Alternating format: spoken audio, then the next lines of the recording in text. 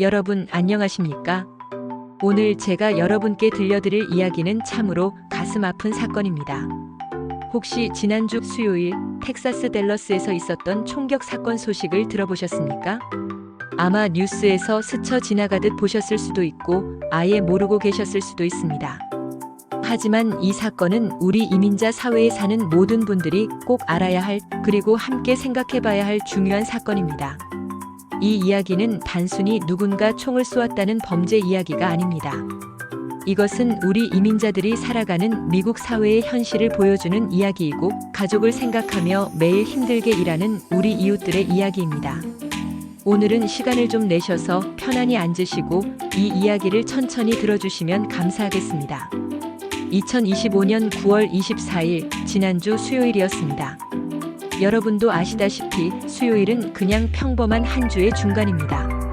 월요일처럼 새로운 주가 시작되는 것도 아니고 금요일처럼 주말을 기대하는 것도 아닌 그저 그런 날입니다. 그날도 댈러스에서는 많은 사람들이 새벽부터 일어나 하루를 준비하고 있었습니다. 식당에서 일하는 분들은 아침 장사 준비를 하고 있었을 것이고, 건설 현장에 나가시는 분들은 도시락을 싸고 계셨을 겁니다. 청소 일을 하시는 분들은 이미 버스를 타고 일터로 향하고 있었을 시간입니다. 그런데 한편에서는 전혀 다른 하루를 시작하는 사람들이 있었습니다. 바로 ICE 시설에 구금되어 있던 이민자들입니다. ICE가 뭔가요? 잠깐 여기서 먼저 설명을 드려야겠습니다. 혹시 ICE가 무엇인지 모르시는 분들도 계실 겁니다.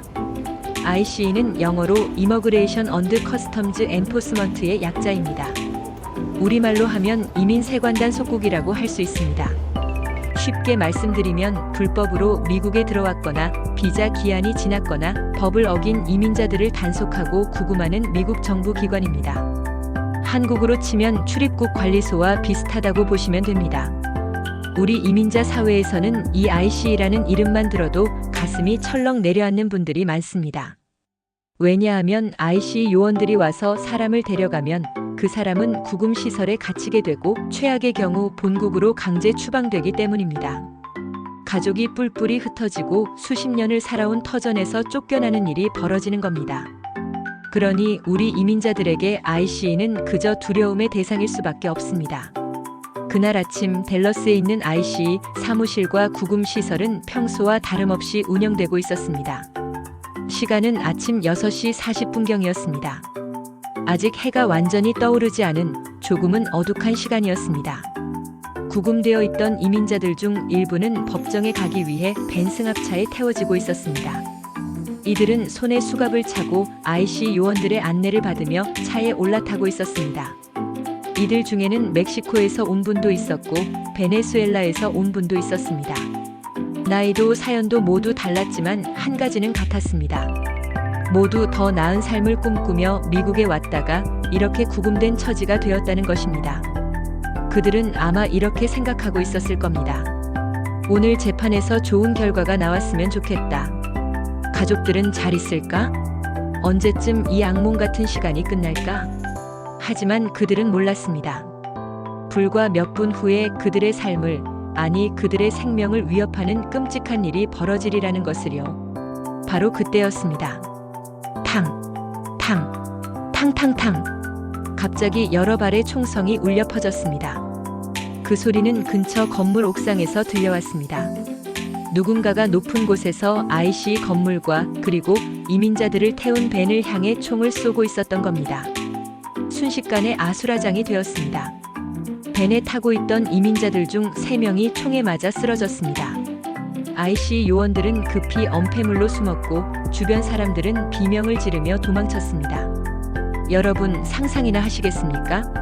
아침 햇살이 비치는 평범한 거리에서 갑자기 총성이 울려 퍼지는 광경을요. 사람들이 피를 흘리며 쓰러지고 비명과 아우성이 들리는 그 순간을요. 총에 맞은 3사람은 모두 구금되어 있던 이민자들이었습니다. 첫 번째 피해자는 미겔 에인절 가시어 허넨데즈라는 멕시코 출신의 남성이었습니다.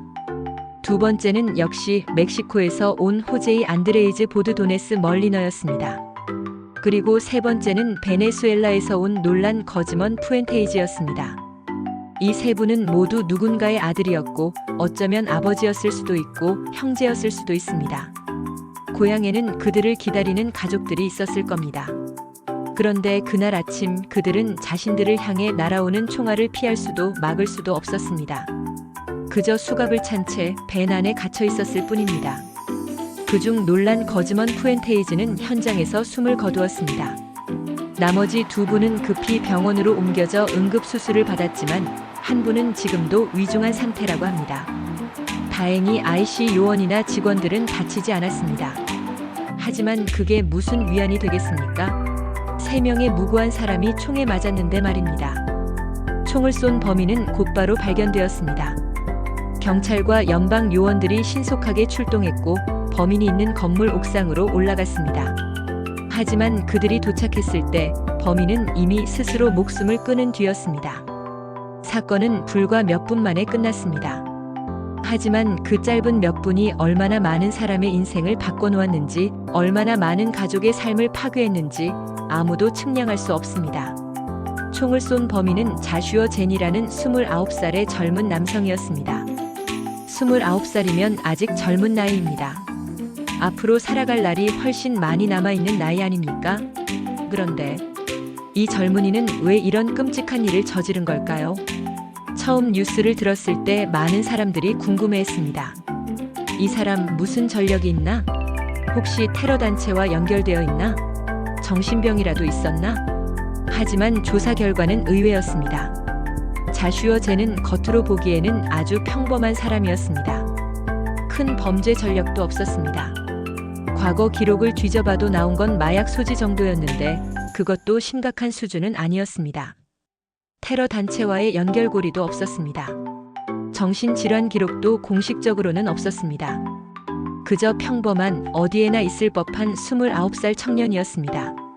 그런데 바로 그런 사람이 아침 일찍 건물 옥상에 올라가 무고한 사람들에게 총을 쏜 겁니다. 도대체 왜 그랬을까요? 답은 그의 집에서 발견되었습니다.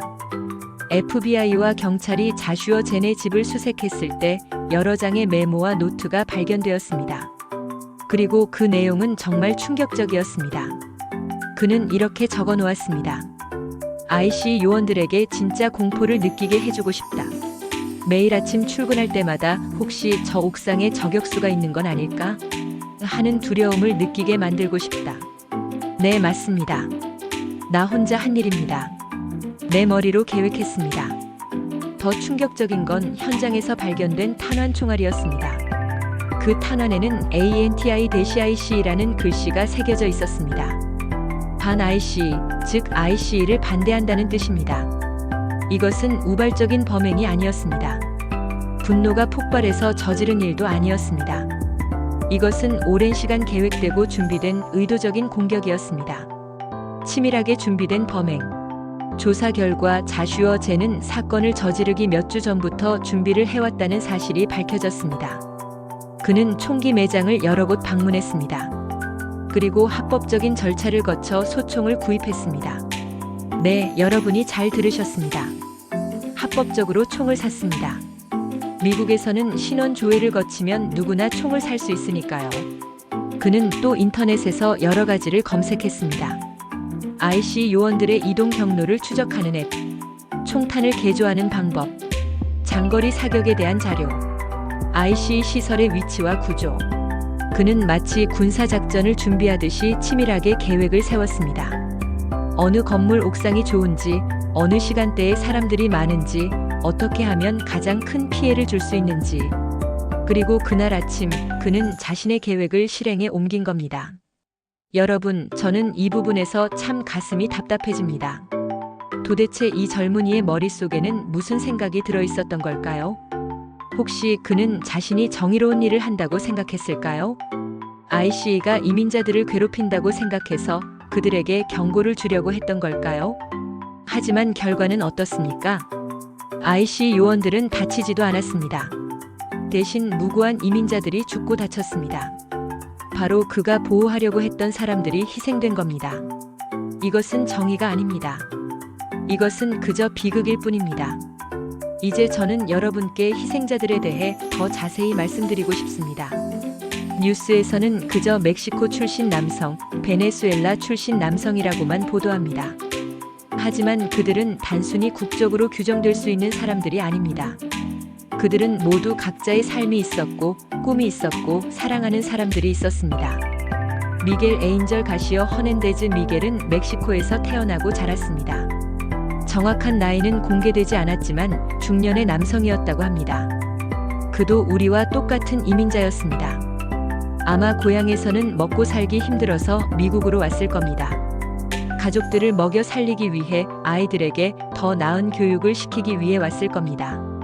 하지만 어떤 이유에서인지 그는 ICE에 잡혔습니다. 서류 문제였을 수도 있고 작은 법 위반이었을 수도 있습니다. 우리는 정확히 알 수 없습니다. 그날 아침 그는 법정에 가기 위해 밴에 올라탔습니다. 혹시 오늘 좋은 소식이 있을까 기대하면서 말입니다. 하지만 갑자기 날아온 총알이 그의 몸을 관통했습니다. 그는 급히 병원으로 옮겨져 수술을 받았습니다. 다행히 목숨은 건졌지만 큰 부상을 입었습니다. 지금도 그는 병원 침대에 누워 회복 중일 겁니다. 고통스러운 몸으로 불안한 마음으로 앞으로 어떻게 될지 모른 채 말입니다. 호제이 안드레이즈 보르도네스 멀리너 호제이도 멕시코 출신입니다. 그의 사연도 미겔과 크게 다르지 않을 겁니다. 더 나은 삶을 찾아 국경을 넘었고 미국에서 열심히 일했고 하지만 어떤 이유로 ICE에 구금되었고 그날 아침 그도 밴에 타고 있었습니다. 그리고 총에 맞았습니다. 호제이는 여러 발의 총알에 맞아 가장 심각한 부상을 입었습니다. 수술을 여러 번 받았고 지금도 상태가 위중하다고 합니다. 그의 가족들은 지금 어떤 심정일까요? 멕시코에 있는 그의 부모님이나 형제들은 이 소식을 들었을까요?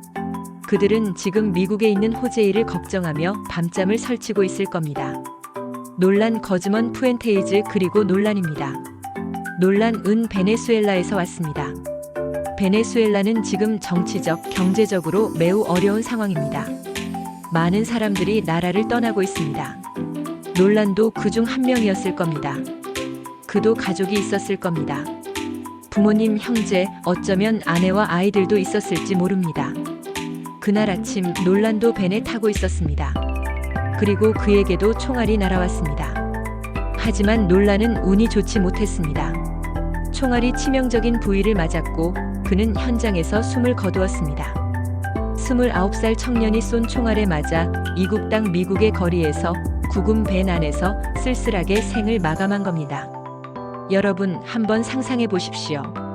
만약 여러분의 아들이, 여러분의 남편이, 여러분의 형제가 이렇게 세상을 떠났다면 어떻겠습니까? 전화 한 통을 받습니다. 죄송합니다만 귀하의 가족이 총격 사건에 휘말렸습니다. 그 순간 세상이 무너지는 것 같을 겁니다. 논란의 가족은 지금 깊은 슬픔에 빠져 있을 겁니다.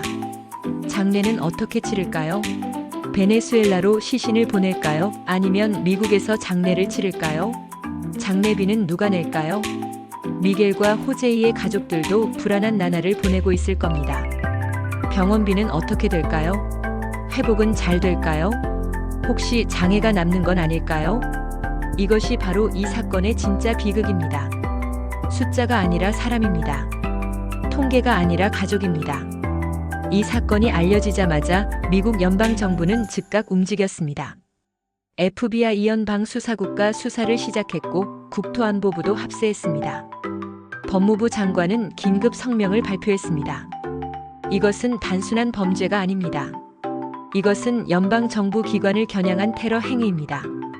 그리고 즉시 전국의 ICE 사무소에 연방 요원들을 파견하라고 지시했습니다. 보안을 강화하고 비슷한 사건이 또 일어나지 않도록 경계 태세를 높인 겁니다.